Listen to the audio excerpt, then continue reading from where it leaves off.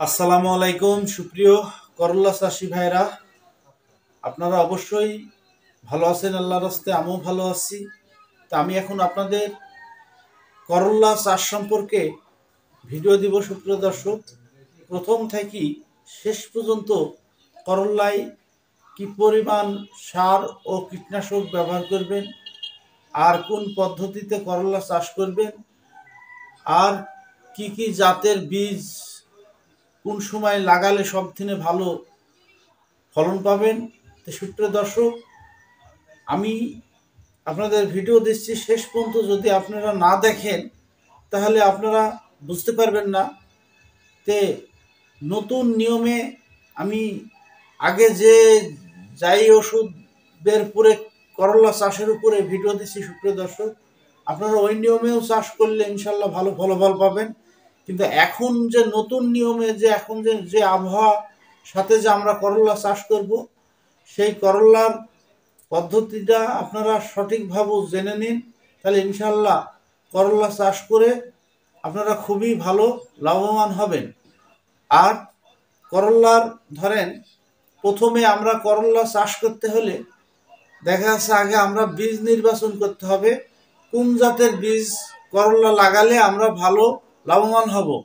এবার বিভিন্ন কোম্পানির বীজ আছে করলার, আপনি যেটা পছন্দ বা আপনার এলাকায় যে বীজটা ভালো হয়, আপনার এলাকার যে করলার সেই বীজ আপনারা নিতে পারেন।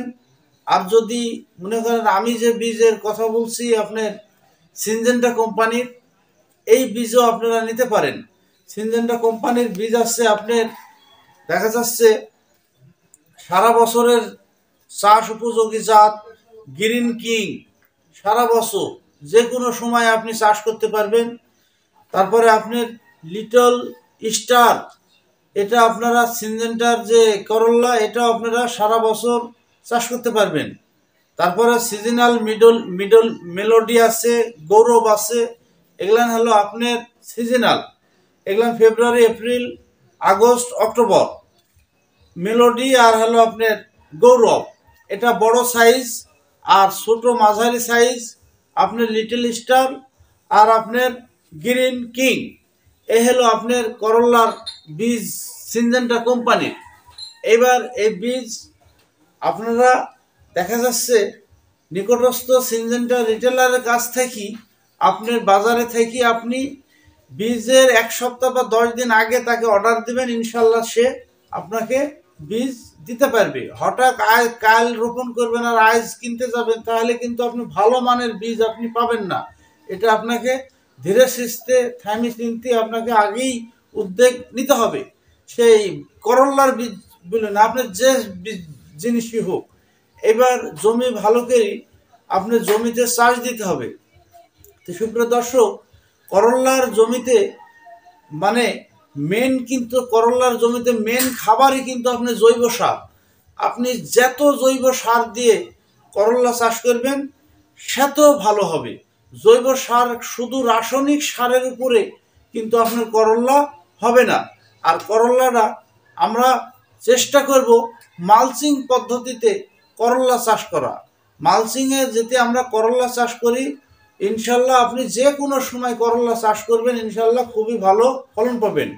আর করল্লার যে কোনো কীটনাশক বা যে নিয়ম আপনারা ব্যবহার করেন, কিন্তু আমি যে যে সমস্যার যে ওষুধগুলো আমি দেখাবো সেটাও আপনারা ভিডিওটা শেষ পর্যন্ত দেখুন, তাহলে বুঝতে পারবেন। এইবার করল্লার প্রথমে আমরা চাষ দিয়ে জৈব সার আমরা যত পারি দিব, জৈব সার আমরা যত পারি দিব। মূলত যদি আমরা জৈব সার না পাই, যদি কিনি, তাহলে আমরা 33% জমির হিসাব দিব। 33% জমিতে আমরা 4 বস্তা দিব 200 কেজি। সুপ্রিয় দর্শক, এটা কিনার ক্ষেত্রে। আর আপনার বাড়িতে যদি জৈব সার হয় তাহলে আপনি পর্যাপ্ত পরিমাণ দেন, যত দিবেন সেত ভালো হবে। এই হলো আপনার পুরাতন জৈব সার হতে হবে, কিন্তু আপনার টাটকা জৈব সার হলে হবে না।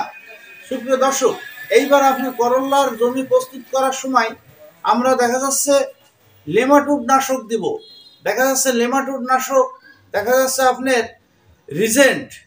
33 জমিতে আমরা দিব 3 কেজি করল্লার ক্ষেত্রে। আর সাথে আমরা 200 মিলি সবিক্রন আর ইউরিয়া, এটা হলো আমরা নেমাটোডের জন্য আমরা প্রস্তুত করব জমিতে। তারপরে যখন আমরা সার দিব, দেখা যাচ্ছে আপনি টিএসপি দিব 30 কেজি, এমওপি দিব 20 কেজি, আর ক্যালসিয়াম জিপ দিব 20 কেজি। আমরা জৈব সার অতিরিক্ত দেওয়া হয়েছে, কিন্তু এই যে ক্যালসিয়াম জিপ কিন্তু আমরা 20 কেজি দিব 33 জমিতে দিয়ে আমরা জমি চাষ করব।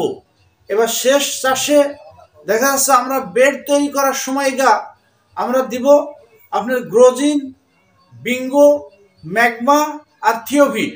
সুপ্রিয় দর্শক, আমরা যখন বেড তৈরি করব সেই সময় ওই বেডের উপর দিয়ে দেখা যাচ্ছে আমরা এই গ্রোজিন, ম্যাগমা, বিঙ্গো, থিওভিট এই 4টা অনুখাদ্য সার আমরা বেডের উপর দিয়ে ছিটাই দিয়ে তারপরে আমরা মালচিং বিছাইবো। আর যদি মালচিং না দেন, শুধু বেড তৈরি করেন, তারপরেও আপনাকে ওই বেডেই এই সারগুলো, অনুখাদ্য সারগুলো দিতে হবে। এইবার করল্লার বীজ আমরা দেখা যাচ্ছে বীজ ট্যাগ করে মুখ ফাটে নিতে গেলে অনেক সময় আপনার মুখ ফাটিয়েও আপনি বীজ ভিজায় মুখ ফাইটি ট্যাগ করে লাগালেও হবে। আবার আপনারা সরাসরি বীজ 1.5 ইঞ্চি তলে দিয়ে আমরা সেচ দিয়ে দেবো জমিতে। আপনারা যেদিন রোপণ করবো সেই দিনই আমরা পর্যাপ্ত পরিমাণ সেচ দিয়ে দেবো। দেখবেন যে আপনার করল্লা বের হয়ে গেছে। আমরা বেড ছাড়া করল্লা করব না। এই হলো আপনার মাটিতে যে পরিমাণ সার কীটনাশক লাগে সেটা আমি আপনাদের বললাম। আর প্রত্যেক যেইবারে আপনারা জমিতে সেচ দিবেন সেইবারই আমরা জমিতে হালকা করে করল্লায় সার ব্যবহার করব।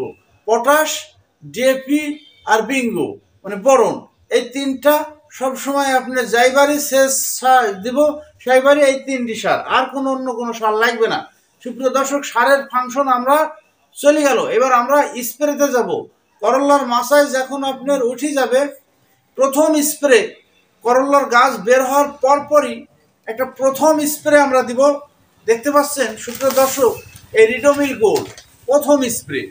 প্রথমেই গাছ যখন আপনার 3-4 পাতা হবে সেই সময়তেই আমরা এই রিডোমিল গোল্ডটা স্প্রে করে দেবো, যাতে গাছের গোড়া আপনার শক্ত হয় বা শিকড়টা নিচমুখু আপনার হয়, শিকড় বিস্তার বেশি করে, আর যাতে কোনো ধরনের ছত্রাকের আক্রমণ না হয়। এই রিডোমিল গোল্ড, আপনার রিডোমিল গোল্ড চিনতে পারছেন, এ হলো সিনজেন্টা কোম্পানির রিডোমিল গোল্ড। 16 লিটার পানিতে আমরা লিটারে 3 গ্রাম হারে দিয়ে স্প্রে করব। প্রথমে রিডোমিল চলে গেল। তারপরে যখন আমরা গাছে যখন আমরা শুরু করব, যখন আপনার গাছ যখন মাচায় ওঠা শুরু হবে সেই সময় আমরা কিন্তু সুপ্রিয় দর্শক দেখতে পাচ্ছেন, এটা হলো আপনার পোটোজিম। দেখতে পাচ্ছেন পোটোজিম আপনার 16 লিটার পানিতে 32 মিলি, আর এই আপনার পেগাসাস 16 লিটার পানিতে আমরা দিব 8 মিলি।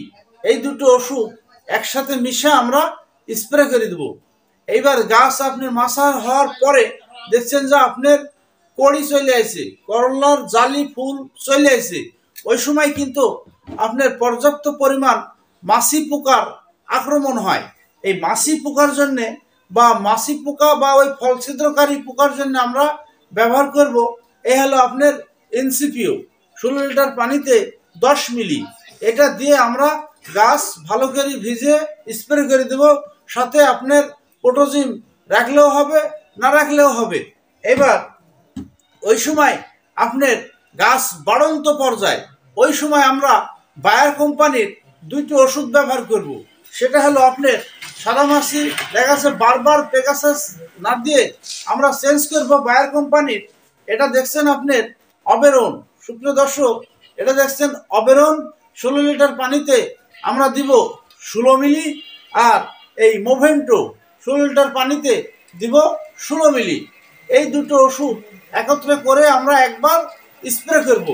স্প্রে করার পরে আবার আপনার দেখা যাচ্ছে 10 দিন পরে আবার এই মাকড়নাশকই আমরা আবার আর একবার স্প্রে করব, দিয়ে এটা আমরা আর একদম বাদ দিয়ে দেব। তারপরে আমরা চলে যাব লাস্টের দিক আপনার পেগাসাস আর ভাটিমেক। পেগাসাস আর ভাটিমেক 16 লিটার পানিতে 10 মিলি, আর ভাটিমেক হলো 24 মিলি, আর সাথে আমরা পোটোজিম। এইবার ওই সময় গাছের পাতা কিন্তু আপনার হলুদ হয়ে পোড়ার আক্রমণ হয়। আমরা ব্যবহার করব সেই সময় ক্যারিয়াল ফ্লাক্স। সুপ্রিয় দর্শক দেখতে পাচ্ছেন ক্যারিয়াল ফ্লাক্স, এটা আলুর ওষুধ।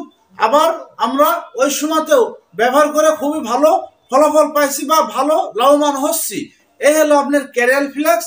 এটা আমরা লিটারে 1 গ্রাম হারে 16 লিটার পানিতে 16 মিলি এইভাবে দিয়ে 16 গ্রাম দিয়ে আমরা স্প্রে করব।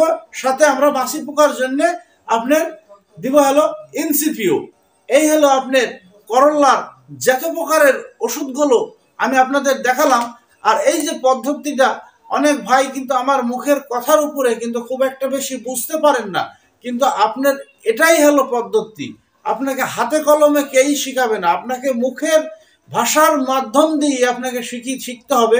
তাছাড়া ভাই ভিডিওই আমি মাঠে যাই করল্লার ছবি বা এই ছবি এরকম ভাবে ভিডিও যদি আমি করি তাহলে এগুলোও আমি কিন্তু করতে পারি, কিন্তু আমি কিন্তু ভাই একটা ছোট্ট হলেও একটা ছোট ব্যবসা করি, এটা থুয়ে কিন্তু আমি যেতে পারি না। কিন্তু আমাকে আপনি ইনশাল্লাহ সাপোর্ট করেন, লাইক দেন, সাবস্ক্রাইব করেন। আমি ইনশাল্লাহ এগুলোও আমি জমিতে যে আমি আপনাদের ভিডিও দেখানোর চেষ্টা করব। সুপ্রিয় দর্শক, আপনারা করল্লার চাষ সম্পর্কে যে সার ও কীটনাশকগুলো আমি আপনাদের দেখালাম, এটা আপনারা অবশ্যই এই নিয়মে আপনারা ফলো করবেন। আর এই সিনজেন্টার যত প্রকারের কীটনাশক আছে আপনারা সিনজেন্টার দোকানে যাই মেমু সহকারে কিনবেন। যদি আপনি এইসব ওষুধগুলো না পান তাহলে আমার কাছে আপনি কমেন্ট করুন, আমি আপনাকে দেওয়ার চেষ্টা করব ইনশাল্লাহ। তা আপনারা ভালো থাকবেন, সুস্থ থাকবেন। এবিল আমার বক্তব্যটা শেষ করলাম। আসসালামু আলাইকুম ওয়া রাহমাতুল্লাহি ওয়া বারাকাতুহু।